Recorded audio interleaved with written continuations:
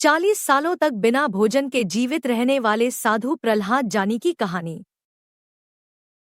40 सालों तक बिना खाना खाए जीवित रहना।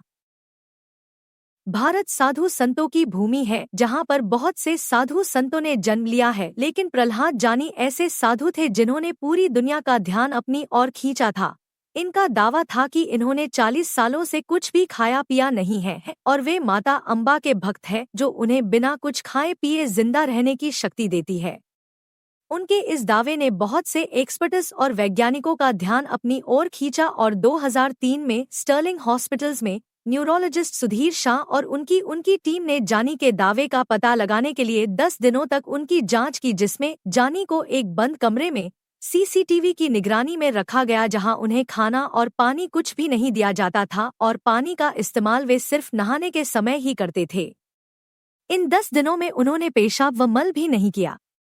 10 दिनों की जांच पूरी होने के बाद डॉक्टर्स और एक्सपर्ट्स भी हैरान रह गए, क्योंकि जानी का सिर्फ हल्का सा वजन ही घटा था, लेकिन उनका शरीर पूरी तरह स्वस्थ था।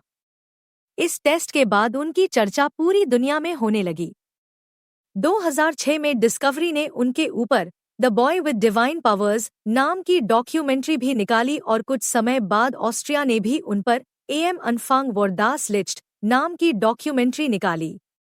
2010 में सुधीर शाह और अन्य 35 लोगों की टीम ने जानी पर फिर से 15 दिनों तक बंद कमरे में उन्हें बिना खाना पानी दिए रिसर्च की, लेकिन इस बार भी जानी सफल रहे। 2020 में 91 वर्ष की उम्र में प्रहलाद जानी की मृत्यु हो गई, लेकिन वे अपने जीवन के ऐसे राज दुनिया को देकर चले गए जिन्होंने डॉक्टर्स, वैज्ञानिकों और लोगों को हैरान कर दिया था, और उनके इन रहस्यों को कोई भी